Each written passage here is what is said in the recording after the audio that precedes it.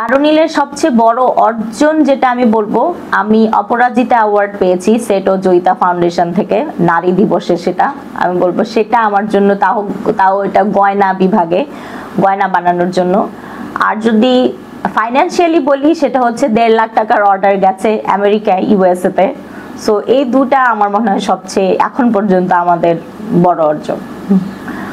আসলে অভিজ্ঞতা শেয়ার করা ওটা আসলে এমন কিছু না, কারণ আমি যে প্রবলেমগুলো মানে ফেস করেছি বা যে প্রবলেমগুলো আমি সলভ করে সামনে এগিয়ে গেছি, সেই নতুন উদ্যোক্তারও সেই একই রকম প্রবলেম হবে কিনা এটা কিন্তু আমরা বলতে পারি না, কারণ প্রত্যেকের জীবন ধারণের আলাদা, যে তারপর প্রত্যেকের জীবনকে দেখার চোখ আলাদা।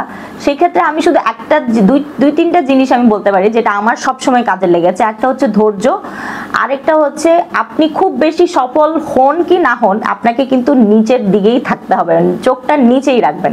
খুব বেশি উপরে তাকালে কিন্তু নিচে যে কাকে মারিয়ে চলে যাচ্ছেন সেটা আপনি খেয়াল করতে পারবেন না, পাশাপাশি কিছু মিস করে যাচ্ছেন কিনা সেটাও বুঝতে পারবেন না। সো উপরে ওঠার ক্ষেত্রে উপরে উঠুন, কিন্তু নিচের দিকে চোখ রাখবেন এবং ধৈর্য রাখতে হবে। যত সফলই হন, যারা একসময় আপনাকে আপনার সামনে এগিয়ে যাওয়ার জন্য কিছুটা হলেও হেল্প করেছে, তাদেরকে ভুলে যাবেন না, কারণ ওই মানুষগুলাকে কিন্তু আপনার সামনে দরকার হতেও পারে, আপনি জানেন না, তখন কিন্তু আর আপনি হেল্পটা পাবেন না। কারণ উদ্যোক্তার জীবনে আশেপাশের লোকজনের ভূমিকা অনেক বেশি, কারণ আমরা কিন্তু একা কখনো চলতে পারি না, আমার সাথে কিন্তু পুরো একটা টিম থাকে। আমার মা, আমার হাজবেন্ড, আমার শ্বশুর শাশুড়ি, আমার ভাতিজা ভাতিজি, মানে প্রত্যেকটা কাজে কিন্তু ওরা আমাকে সবসময় হেল্প করে যাচ্ছে, ফাইন্যান্সিয়ালি না হোক, মানসিকভাবে হোক, সময় দিয়ে হোক। একটা মানুষ যদি আপনাকে 10 মিনিট একটা সময়ও দেয়, সেটাও কিন্তু আপনার ভোলা উচিত না। আমি মনে করি সকল উদ্যোক্তাদের এটা মনে রাখা। একজন মা হিসাবে আমি সবসময় চেষ্টা করি আমার বাচ্চাকে প্রায়োরিটিজে রাখা। বাচ্চার পরীক্ষা থাক, স্কুল থাক, যেটাই থাক, ওর প্রায়োরিটিজের ভিত্তিতেই কিন্তু আমি আমার কাজের শিডিউলগুলো রেডি করি। আর যদি দেখি যে এমন কিছু কাজ পড়ে গেছে যেটা আমি ফেলতে পারছি না, আমাকে করতেই হবে, তখন আমি অল্টারনেটিভ কাউকে বাচ্চাদের জন্য অ্যাসাইন করার চেষ্টা করি। সেই ক্ষেত্রে আমার ফ্যামিলি খুবই সাপোর্টিভ, ওরা সবকিছু দেখে। আর হচ্ছে যেটা বাধা যেটা আসলে আসে, আমি বাধাকে আসলে বাধা হিসাবে নেই না, বাধাকে আমি একটা চ্যালেঞ্জ হিসাবে নেই, যে এইটা একটা চ্যালেঞ্জ, এইটাকে আমার ওভারকাম করতে হবে। যেমন শুরুতে অনেকেই মানে বাধা সবসময় আপনার সামনে এসে দাঁড়ায় থাকবে না, আপনার কানে সবসময় একটা ফিসফিসানির মতো হয়, যেমন এটা কি করছো, এটা কি তোমার কাজ, তুমি না পড়াশোনা করেছো, তুমি তো চাকরি করবে, তোমার তো এই লাইনে যাওয়ার কথা নেই। যে স্রোতের বিপরীতে যে যাওয়ার চিন্তাটা, এটাই কিন্তু বাধা। এটা যখন আমি নিজে চিন্তা করি, তখন আমার মনে হয় ও মানুষ কি বলবে, মানুষ আসলে কিছুই বলে না, তারা শুধু তাদের দৃষ্টিভঙ্গিটা আপনার উপর ফেলে। সো আপনি হচ্ছে ওই দৃষ্টিভঙ্গিটাকেই সোজা করবেন। আপনি যখন কাজ করে এগিয়ে যাবেন, তখন পিছনের মানুষ বলবে ও অনেক দূর এগিয়ে গেছে, ও তো পারছে। আর আপনি সেই জায়গাতে যখন থেমে যান, তখন ওরাই আবার হেসে বলবে ও চেষ্টা করেছিল, পারে তো নাই। তো জিনিসটা হচ্ছে আমাদের নিজেদের দৃষ্টিভঙ্গি। আমরা সবসময় চেষ্টা করব যে আমি আমার লক্ষ্যে পৌঁছাবো।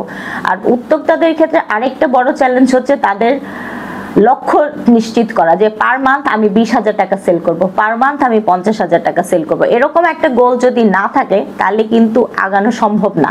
কারণ আমি এনি হাউ আমার 5টা পার্সেল আজকে বাসা থেকে যেতে হবে, আমাকে ওইভাবে কাজ করতে হবে। এখন আপনি তো দাঁড়িয়ে গিয়ে বলতে পারবেন না যে আপনি আমার প্রোডাক্ট কেনেন, কিন্তু আপনি অনলাইন ভিত্তিক, যেহেতু ডিজিটালি আমরা কাজ করি, এমনভাবে আপনার পেজে প্রোডাক্টগুলো আপনাকে উপস্থাপন করতে হবে যে তারা বাধ্য হবে আপনার প্রোডাক্টটা কিনতে। কারণ প্রোডাক্টকে প্রোডাক্ট হিসাবে না দেখিয়ে তার একটা সমাধান দেখাবেন, যে আপনার একটা প্রবলেম আছে, ওর সমাধানটা হচ্ছে আমার এই প্রোডাক্ট। যেমন আপনি একটা ভালো অনুষ্ঠানে যাবেন, আপনার একটা পার্লের গয়না দরকার, আমরা বারবার দেখাচ্ছি এই পার্লের গয়নাটা পরলে আপনাকে সবার থেকে আলাদা লাগবে, আপনাকে অনেক সুন্দর লাগবে। এই জিনিসটাই যদি আপনি নিজের মধ্যে নিতে পারেন, আপনি কিন্তু অর্ধেক বাধা প্রতিবন্ধকতা পার করে ফেলেছেন। কারণ দিন শেষে আপনার মাসিক টাকা যেটা হাতে আসছে, ওইটাই আপনার সকল প্রতিবন্ধকতার সমাধান।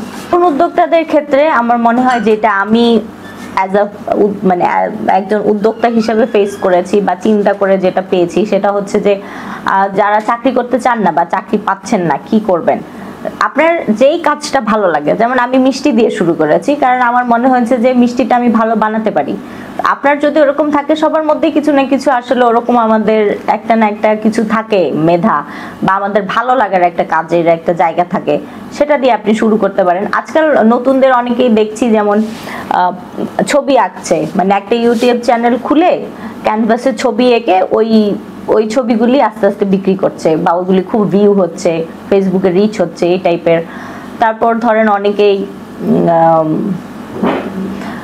অনেক রকমের হাতের জিনিস আছে যেগুলি মানুষ কাজ করছে, মাটি দিয়ে অনেক জিনিস বানাচ্ছে। বা আপনি যদি গ্রামে থাকেন, আমি বলবো যে যারা গ্রামে, যদি আপনার কিছু জমি থাকে, আপনি সেখানে চাষবাসের জায়গাটাও করতে পারেন, পাশাপাশি আপনি মানুষকে ওই ফ্রেশ জিনিসটা খাওয়ানোর যে একটা দরকার, বা এটা কতটা আমাদের এখনকার সময়ে আমরা বিষযুক্ত পরিবেশে আছি, যে সবকিছুর মধ্যেই ভেজাল, এই ভেজাল মানে একটা বাজারে আপনি যদি ফ্রেশ কোনো খাবার দিতে পারেন, বানাতে পারেন, আমার মনে হয় সব মানুষই ওটা কিনতে চাইবে।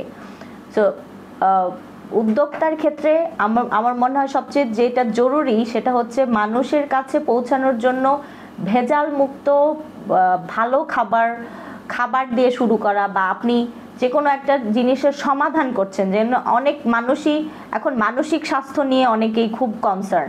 আপনি যদি সাইকোলজি পড়ে থাকেন, আপনি সাইকোলজিস্ট হিসেবেও কাজ করতে পারেন, অনলাইনে কাজ করতে পারেন, যেটা আমাদেরকে রিসেন্ট একটা ওয়ার্কশপে বলা হয়েছে। তারপর আজকাল ক্যারাটে নিয়ে মানুষ খুব কথা বলছে, মেয়েদের সুরক্ষার ক্ষেত্রে ওই টাইপের একটা অর্গানাইজেশন বা একটা ট্রেনিং সেন্টারের ব্যবস্থা করতে পারেন। আপনি যদি ভালো গান গাইতে পারেন, আপনার গানের একটা ছোটোখাটো স্কুল করতে পারেন, নাচ পছন্দ করলে নাচের স্কুল করতে পারেন। আপনি যদি ভালো আঁকতে পারেন, গ্রামের 4-5 জন বাচ্চা নিয়ে আপনি কিন্তু আঁকার ক্লাসটাও শুরু করতে পারেন। টিউশনি তো সবাই আমরা জানি, সবাই করতেই পারি, যে 4-5টা বাচ্চা নিয়ে আমরা পড়ানো শুরু করে একটা কাজের মধ্যে ঢুকে যেতে পারি। সেরকম আসলে হাজারটা জিনিস আছে, আপনাকে খুঁজে বের করতে হবে। উদ্যোক্তার ক্ষেত্রে আমি বলবো সবচেয়ে যেটা জরুরি সেটা হচ্ছে যেই কাজে আপনার ভালো লাগে, যেই কাজটাতে আপনি স্বাচ্ছন্দ্য বোধ করেন, সেই কাজটাতেই আপনি কিন্তু আগাতে পারবেন। যেমন আমার জুয়েলারি বানাতে ভালো লাগে দেখেই আমি ওটাতে এগিয়ে যাচ্ছি। কারণ জুয়েলারি বানাতে গেলে আমার কখন যেটা 1 ঘন্টা থেকে 5 ঘন্টা 6 ঘন্টাও পার হয়ে যায় আমি কিন্তু টের পাই না। আমার মাথার ভিতর এক রকমের ডিজাইন দিয়ে শুরু করার পর আমি অন্য রকমের ডিজাইনে চলে যাচ্ছি, জিনিসগুলো পরিবর্তন হচ্ছে, শুধু একটার সাথে একটা মিচম্যাচ। মানে এই যে ক্রিয়েটিভিটিটা, এটা কিন্তু আপনি করতে করতে আপনার মধ্যে আসবে। আমরা অনেকেই ছোটবেলা থেকে শুনে আসি যে তোমার মধ্যে ক্রিয়েটিভিটি নাই, আমাকেও অনেকে বলেছে যে তোমার মধ্যে আসলে ক্রিয়েটিভিটি নাই। তো আমিও ধরে নিয়েছি আমি ক্রিয়েটিভ না, কিন্তু জিনিসটা সেটা না। প্রত্যেকটা মানুষের মধ্যে আল্লাহ কিছু জিনিস দিয়ে দিয়েছেন যেটা শুধু তার মধ্যেই আছে, অন্য কারোর সাথে সেটা আসলে তুলনা করার জায়গা নেই, কারণ আমরা সবাই আলাদা। তো নতুন উদ্যোক্তাদের আমি ওটাই বলবো যে আপনারা আপনার ভিতরের যে ক্রিয়েটিভিটিটা আছে ওটাকে বের করে আনার চেষ্টা করবেন।